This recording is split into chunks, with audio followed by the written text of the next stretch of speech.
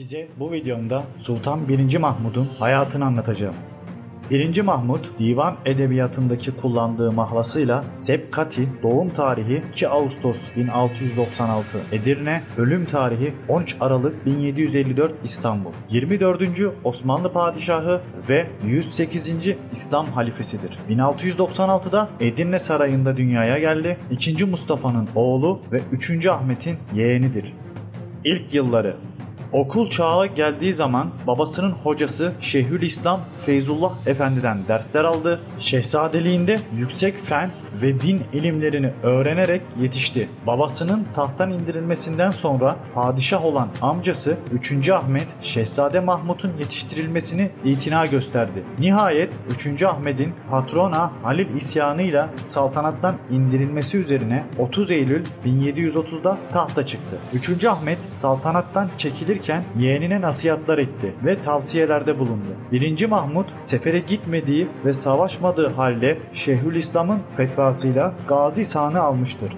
Patrona Halil isyanının bastırılması.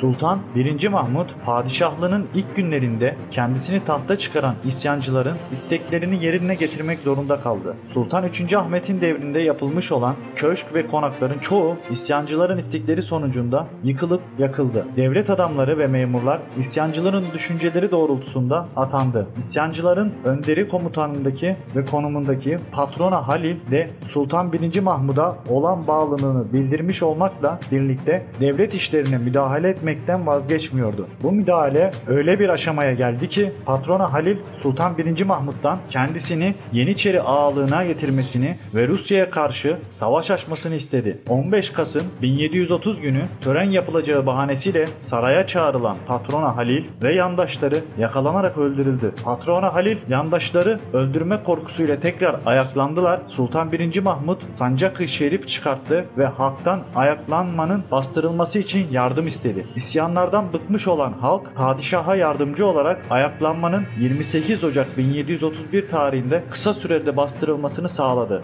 İran Savaşları. Osmanlı kuvvetleri İran Seraskeri Ahmet Paşa ile Erzurum valisi ve Revan Seraskeri Hekimoğlu Ali Paşa kumandası altında iki koldan harekete geçti. 30 Temmuz 1731'de Kırmanşah alındı. 15 Eylül'de Kürican sahrasında İran kuvvetleri bozguna uğratıldı. Urmiye ve Tebriz ele geçirildi. İran Şahı'nın sulh istemesi üzerine Ocak 1732'de Ahmet Paşa Anlaşması imzalandı. Buna göre Aras Nehri iki devlet arasındaki hudut kabul edilirken Revan, Gence, Nahçıvan, Tiflis, Şirvan ve Dağıstan Osmanlılara, Tebriz, Kirmanşah, Hemedan, Luristan ve Erdelan eyaletleri ise İran'a bırakıldı. Söz konusu anlaşma Osmanlı Devleti'nin memnun etmedi ve sadrazam azledildi. Dolayısıyla kırılgan bir barış ortamı oluştu. İran'da kaybettiği Kafkas topraklarını geri almak için fırsat kollamaya başladı. 1733'te İran ve iktidarı ele geçiren Nadir Şah, Osmanlıların eline geçen bölgeleri almak için tekrar savaş açtı. 1735'te Arpaçay'da yapılan muhabereyi Osmanlılar kaybetti. Gence, Tiflis ve Revan İran'ın eline geçti. Rusya ve Avusturya ile savaşlar. Osmanlı Devleti'nin doğuda İran ile mücadelesini fırsat bilen Avusturya ve Rusya'da iki cepheden harekete geçmişti. Azak Kalesi'ni ele geçiren Ruslar Osmanlı kuvvetlerinin toparlanmasına meydan vermeden Gözleve, Kılburun ve Urkapı'yı da işgal ettiler. 12 Temmuz 1737'de harekete geçen Avusturya ordusu ise Bosna, Sırbistan ve Eflak'a girdi. Bu mağlubiyetler üzerine 1. Mahmud sedarete getirdiği Muhsinzade Abdullah Paşa'yı Rusya üzerine, Hekimoğlu Ali Paşa'yı da Avusturya üzerine sefere memur etti. Muhsinzade süratli bir hareketle Özyi ve Kılburun kalelerini ele geçirirken Hekimoğlu Ali Paşa ise Banya, Luka'yı kuşatan Avusturya kuvvetlerine büyük bir darbe indirdi. Yapılan savaşta Avusturya kuvvetlerinin asker zayiatı 60 bin idi. Hekimoğlu Ali Paşa'nın bu zaferi İstanbul'da büyük bir sevince yol açtı. Avusturya ve Rusya barış istemek zorunda kaldı. Nihayet 18 Eylül 1739'da yapılan Belgrad Anlaşması'yla Avusturya, Tuna ve Zava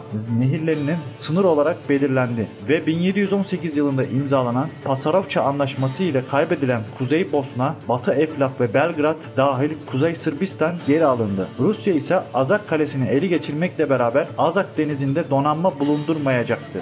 Kapitülasyonlar. Osmanlı Devleti Atlas Okyanusu'nu ticaret karşısında gerileyen Akdeniz ticaretini canlı tutmak amacıyla Kanuni Sultan Süleyman devrinden 1536 yılında müttefiki Fransa'ya ticaret ve gümrük kolaylıkları sağlamıştı. Tek taraflı olarak verilen bu ayrıcalıklar süresi bittiğinde uzatmak suretiyle sürdürülüyordu. Rusya ve Avusturya ile imzalanan Belgrad anlaşmalarından arabuluculuk ve kolaylaştırıcı rol üstlenen Fransa'ya bu kapitülasyonlar 1740 yılında imzalanan bir anlaşmaya sürekli olarak verildi. 19. yüzyıldan itibaren birçok ülkeye teşmil edilen ve Osmanlı Devleti'ni ekonomisine zarar vermeye başlayan kapitülasyonlar 24 Temmuz 1923 tarihinde Lozan Anlaşması ile kaldırıldı. İran ile yeniden savaş. Avrupa devletleriyle anlaşmalar sağlayan Mahmut yeniden İran üzerine döndü. Nadir Şah ve vaziyet karşısında Osmanlılarla baş edemeyeceğini anlayınca Kasr-ı Şirin Anlaşması'nın maddeleri üzerinden anlaşma teklifinde bulundu ve bu istek kabul edildi. 1746 Islahatlar.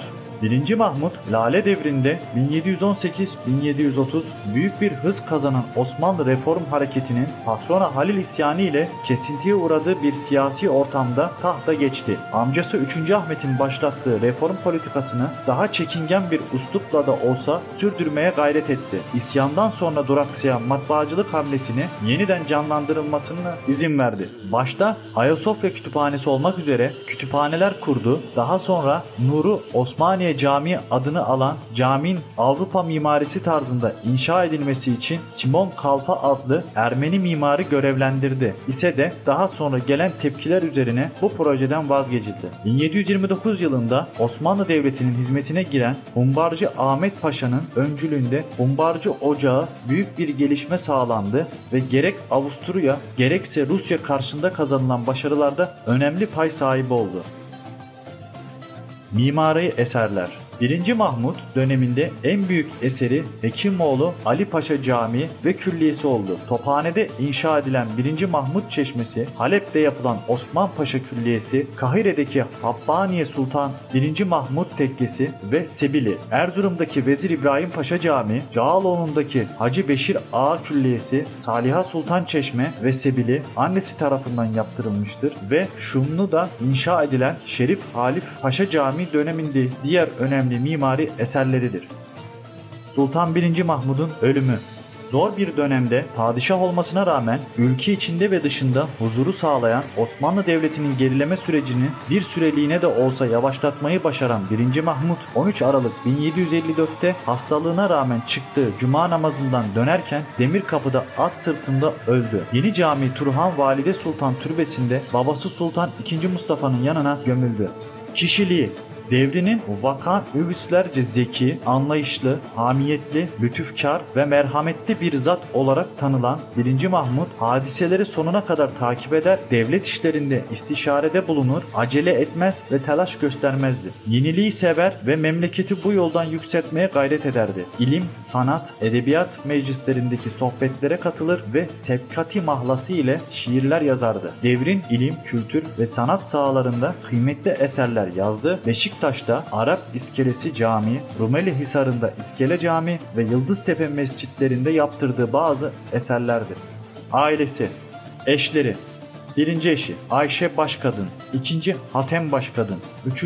Ali Cenap Kadın, 4. Verdinas Kadın, 5. Hatice Rami Kadın, 6. Tiryal Kadın, 7. Fehmi Kadın, 8. Meyyasa Hanım. Bilinen çocukları yoktur. Arkadaşlar abone olup beğenmeyi unutmayalım.